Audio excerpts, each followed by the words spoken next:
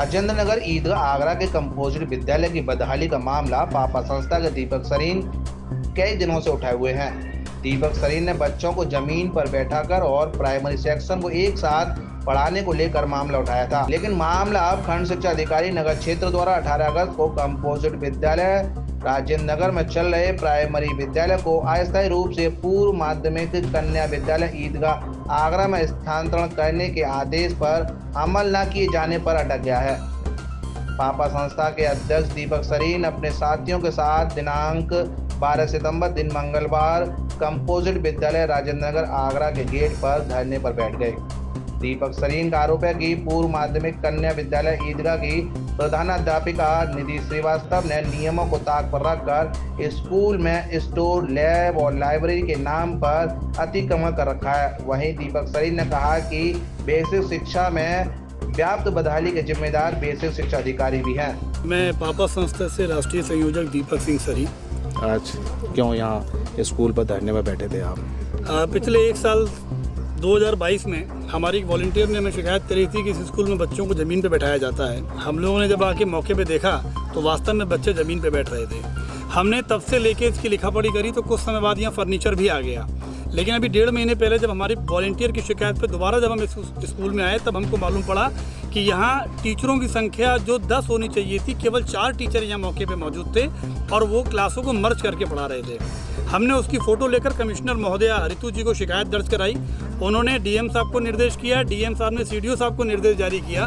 CDO साहब के द्वारा बैठक लिए जाने पर बीएसए साहब और नगर खंड शिक्षा अधिकारी के द्वारा एक आदेश जारी करा गया कि यहाँ से एक स्कूल बराबर में बने हुए कन्या ईदगाह स्कूल के अंदर शिफ्ट करा दिया जाए। यहाँ से शिफ्ट कराने का कारण क्या था? यहाँ जगह नहीं थी, क्या था? देखिए, यहाँ पे हमने ये कहा था कि यहाँ पे 10 शिक्षक चाहिए, 4 शिक्षक मौजूद थे, या तो 6 शिक्षक अतिरिक्त और दे दीजिए ताकि स्कूल शिफ्ट ना हो। यदि आप शिक्षक नहीं दे पाते हैं तब आप यहाँ से स्कूल को शिफ्ट करा। तो जहाँ जो शिफ्ट किया था वहाँ पर्याप्त टीचर थे या नहीं थे? वहाँ पर्याप्त टीचर थे। वहाँ पर केवल 40 बच्चे आ रहे हैं, जिसमें से केवल 25 बच्चे ही वहाँ पर आते थे। जब स्कूल यहाँ से शिफ्ट हुआ तो यहाँ की दो शिक्षा मित्र 2 वहाँ और शिफ्ट हो गए, यानी जो नए स्कूल कन्या ईदगाह विद्यालय में इस समय 1 टीचर और 3 शिक्षा मित्र, 1 कर्मचारी और 2 खाना बनाने वाली हैं। वहाँ पर ये कहा जा रहा है कि हमारे पास कमरे नहीं हैं, जबकि 5 कमरे हैं। 1 कार्यालय के लिए छोटा कमरा अलग से है। छोटे कमरे को स्टाफ रूम की तरह ताला लगा के बंद कर दिया गया है, जहाँ पे उन्होंने कहा है कि सब हमारे यहाँ पर स्टोर है ये, जबकि स्टोर का बेसिक नियमावली में कोई प्रावधान नहीं है। दूसरा एक कमरा इन्होंने लैब बना दिया है क्राफ्ट की, जबकि बेसिक में लैब का भी कोई प्रावधान नहीं है। और एक जो सबसे बड़ा कमरा है उस स्कूल कन्या ईदगाह में, उसे वहाँ की मैडम निधि श्रीवास्तव जी ने अपने व्यक्तिगत कार्यों के लिए कार्यालय के रूप में इस्तेमाल कर रही हैं, जहाँ वो अपनी राजनीतिक यूटा की बैठकें करती है। लेकिन जैसे हमने जाना है और देखा है कि वो एकल विद्यालय है, वहाँ एक ही टीचर था। आप कह रहे वहाँ पर्याप्त टीचर थे?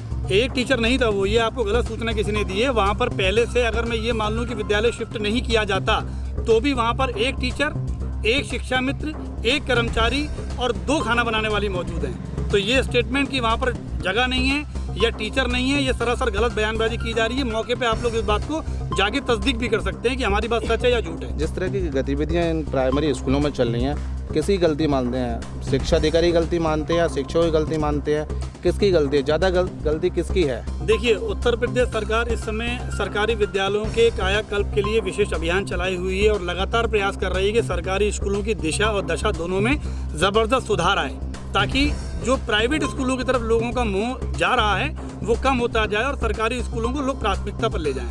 लेकिन उनकी इस योजना को अमली जामा इसलिए नहीं पहनाया जा सकता क्योंकि बीएसए डिपार्टमेंट से लेकर, चाहे मैं अधिकारी की बात करूं, चाहे कर्मचारी की बात करूं, चाहे नगर खंड शिक्षा अधिकारी वीरेंद्र शर्मा जी की बात करूं, इन लोगों के द्वारा सख्त एक्शन नहीं लिए जाते। आप किसी कार्रवाई पर अगर ढील डाल देंगे और सुनवाई नहीं करेंगे तो आप स्वयं बताइए कि कार्रवाई कैसे होगी। यहाँ पर बीएसए साहब के पास जाओ तो कहते हैं कि हमने नगर खंड शिक्षा अधिकारी को आदेश जारी कर दिए हैं। नगर खंड शिक्षा अधिकारी के पास जाओ तो उनके द्वारा कहा जाता है कि हमने संबंधित क्षेत्र की टीचरों को आदेश जारी कर दिए हैं। जिनके पास नगला फकीर चंद का चार्ज है, उनका नाम है सोनिया शर्मा जी, वो यहाँ पर मौजूद नहीं है, वो यहाँ रहती नहीं है। उनके पास चार्ज है, उनके द्वारा इसमें कोई रुचि नहीं ली जा रही क्योंकि वो भी यूटा की हैं। जिस स्कूल में इनको शिफ्ट किया गया है वो यूटा की महानगर अध्यक्ष है निधि श्रीवास्तव, उनके द्वारा जानबूझ के फर्नीचर शिफ्ट नहीं किया जा रहा है। फर्नीचर भी छोड़िए, एक आदेश में अभी आपको दिखाऊंगा, उस आदेश में स्पष्ट रूप से बीएसए साहब ने लिखा हुआ है कि मैं अभिलेख मय सामग्री सहित सब कुछ शिफ्ट हो जाना चाहिए, लेकिन बावजूद इसके अभिलेख भी आज तक यही हैं, फर्नीचर भी आज तक यही है, कुछ भी शिफ्ट नहीं किया जा रहा। सोनी शर्मा को कहा जा रहा है कि दो विद्यालयों के चार्ज हैं, कैसी व्यवस्थाएं बनेंगी?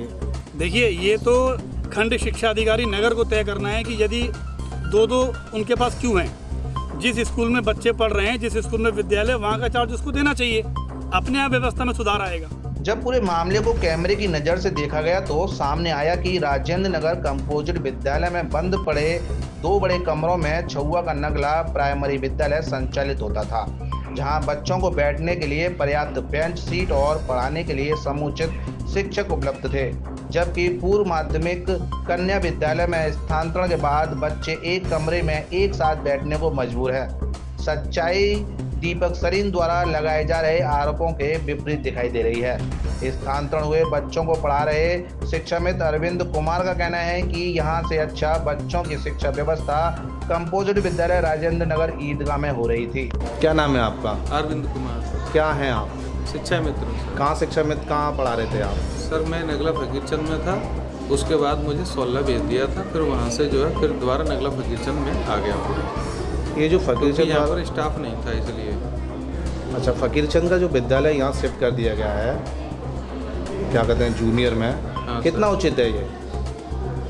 सर अब उचित अनुचित तो सर मैं कुछ नहीं कह सकता, क्योंकि अब जो अधिकारियों को और सभी को अच्छा लगा उन्होंने कर दिया। अब मेरा तो काम पढ़ाने का, मैं वहाँ भी पढ़ा रहा था, यहाँ पे भी पढ़ा रहा हूँ। अच्छा, यहाँ जो पढ़ा रहे हैं आप इकट्ठा क्या था, 1 से लेकर 5 तक पढ़ा रहे हैं? हाँ सर, 1 से 5 तक पूरी क्लास है। एक ही क्लास में है, एक ही कक्षा में? हाँ सर, एक ही कमरे में। एक ही कमरे में है। और वहाँ क्या स्थिति थी? वहाँ पर सर जो है 2 कमरे मिले हुए थे हमें, तो दोनों कमरों में सीटें वगैरह अभी भी रखी हुई हैं, तो वहाँ पर जो है दोनों कमरे में पढ़ते थे बच्चे, आराम से सीट पर बैठ के पढ़ते थे? सीट पर बैठ के। और यहाँ कहाँ पढ़ रहे हैं? सर नहीं, जमीन पर पढ़ रहे हैं सर, चटाई पर। तो यहाँ सुविधाजनक है पढ़ाना या वहाँ सुविधाजनक था? अब सुविधाजनक तो बच्चों के देखा जाए तो सीट पर सही था। अब ज़मीन से तो सीट पर बैठेंगे बच्चे, सरकार ने सीट दी है तो उनका उपयोग नहीं हो पा रहा है। विद्यालय के स्थानांतरण को लेकर पैदा हुए विवाद से प्रधानाध्यापिका निधि श्रीवास्तव काफी आहत है। उनका कहना है कि पापा संस्था के अध्यक्ष दीपक सरीन जी को बेसिक विद्यालयों की भौगोलिक स्थिति की जानकारी नहीं है, प्राइमरी और जूनियर विद्यालयों के नियमों से भी जानकार नहीं लगते।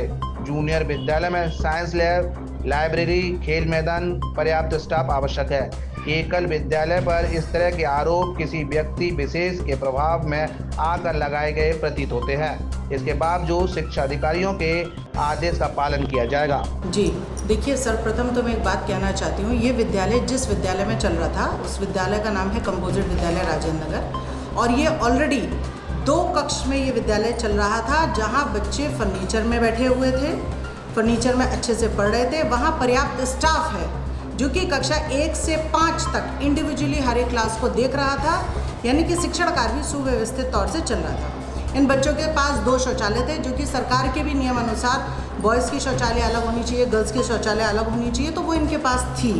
इसके अलावा बच्चों के पास खेलने के लिए इतना बड़ा प्रांगण है कि कम से कम वहाँ 700 से 800 बच्चा भी अगर उस विद्यालय के अंदर एनरोल्ड हो तो आराम से खेल सकता है। यानी कि मैं ये कह सकती हूँ कि ये विद्यालय उस विद्यालय के अंदर चल रहा था जहाँ एक ऐसा माहौल था जो एक विद्यालय के अंदर होना चाहिए, एक अच्छे शिक्षण के लिए, बच्चों के अच्छी पढ़ाई की गुणवत्ता के लिए, हर तरह से मतलब पर्याप्त माहौल था। फिर मुझे पता नहीं क्यों, किन कारणोंवश ये संस्था पापा सरीन नाम की संस्था आगे आई और इन्होंने जो भी शिकायतें करी हैं और उस शिकायत के बेसिस पे इस स्कूल को जबरन मेरे विद्यालय में शिफ्ट कर दिया गया है। अब मैं जानकारी में यह डालना चाहती हूँ कि मेरे विद्यालय में मात्र 3 कमरे हैं, मेरा विद्यालय जूनियर है, और ये विद्यालय फकीरचंद जिस स्कूल से शिफ्ट किया गया है वह एक कंपोजिट विद्यालय है जहाँ प्राइमरी है। तो प्राइमरी के साथ प्राइमरी बहुत अच्छे सुव्यवस्थित तरीके से वहाँ चल रहा था। मेरा विद्यालय जूनियर है, कक्षा 6 से 8। मैं एकमात्र शिक्षिका हूँ अपने स्कूल में, और मेरे यहाँ 3 कमरे हैं बस। इसके अलावा मेरे पास क्लास कमरे नहीं हैं। अब क्योंकि ये मेरे यहाँ शिफ्ट किया गया, अधिकारियों का आदेश था, तो मेरी मजबूरी थी, मैंने 1 कमरा इनको दिया। अब उस 1 कमरे में ये कक्षा 1 से 5 तक मात्र 1 शिक्षा मित्र के सहारे बैठे हुए हैं। मेरे यहाँ मात्र 4 शौचालय हैं, जिसमें से 1 स्टाफ शौचालय, 1 विकलांग शौचालय। और एक शौचालय मैंने अपने विद्यालय के बच्चों के लिए रखी है, एक शौचालय फिर मुझे मजबूरन इनको देनी पड़ी। नियम के अकॉर्डिंग शिफ्ट किया गया है या जी नियम विरुद्ध? नियम विरुद्ध शिफ्ट किया गया है, कोई नियम नहीं है ऐसा। जब 3 कक्ष हैं, वहाँ 8 कक्ष थे, 8 में से उठा के 3 कक्ष वाले स्कूल में शिफ्ट करना, ये तो मुझे बात समझ में नहीं आ रही है। तो पढ़ाई की व्यवस्था पूरी तरह से यहाँ भी चरमराई हुई है और जो शिफ्ट करा गया है स्कूल वहाँ भी, क्योंकि पहले ये स्टाफ पूरा स्टाफ 1 to 5 एक शिक्षा मित्र देख रहा था, अब मात्र एक शिक्षा मित्र के भरोसे ये विद्यालय चल रहा है 1 से 5 तक। लगा है कि दीपक सरीन की जो शिकायत थी उसे आनंद फानन में लेके स्थानांतरण किया गया, इस पर स्टडी नहीं की गई और दीपक सरीन ने भी स्टडी नहीं की कि वहाँ सही चल रहा है और यहाँ गलत चल रहा है। क्या इसमें बीच में क्या गोलमाल है? जी बिल्कुल, उन्होंने या तो पूरी स्थिति देखी नहीं है अपनी आंखों से, या फिर उन्होंने किसी के कहने मात्र से ही ये कदम उठाया है और हमारे विभाग के अधिकारियों पे अनावश्यक रूप से दबाव डलवाया। और मेरे विभाग के अधिकारी दबाव के कारण ही उन्होंने आनंद फानन में इस स्कूल को शिफ्ट किया है। मैंने पहले भी डीएम सर, कमिश्नर मैम और अपने विभाग के अधिकारियों से मांग करी थी कि कृपया पूरे माहौल का, इस विद्यालय मेरे विद्यालय का भी आप अच्छे से देख लें माहौल, और उस विद्यालय का भी आप माहौल देख लें, उसके बाद जो फैसला करेंगे उसको हम एक्सेप्ट करते हैं। लेकिन बगैर आपने माहौल जांचे उस स्कूल को आनंद फानन में शिफ्ट कर दिया, ये टोटली बच्चों के पढ़ाई के साथ, उनके शिक्षण माहौल के साथ, प्लस हम विद्यालय के कर्मचारियों के साथ भी सिर्फ एक माहौल है, हमारी मानसिक प्रताड़ना है और सबसे बड़ी बात है कुछ राजनीति सी बनाकर विद्यालय के माहौल को खराब किया जा रहा है, जो कि छात्र हित में बिल्कुल सही नहीं है और मैं इसके विरुद्ध हूँ। मामला मंडलायुक्त से लेकर बीएसए तक पहुंच गया है। बीओ नगर क्षेत्र आगरा वीरेंद्र कुमार शर्मा द्वारा एकल विद्यालय में प्राइमरी विद्यालय का स्थानांतरण करने का आदेश संदिग्ध प्रतीत होता है। फिलहाल देखना ये होगा कि बेसिक शिक्षा अधिकारी आगरा इस समस्या का समाधान कितनी ईमानदारी से करते हैं। 7 इंडिया न्यूज के लिए भगवान सिंह के साथ गीतम सिंह की रिपोर्ट।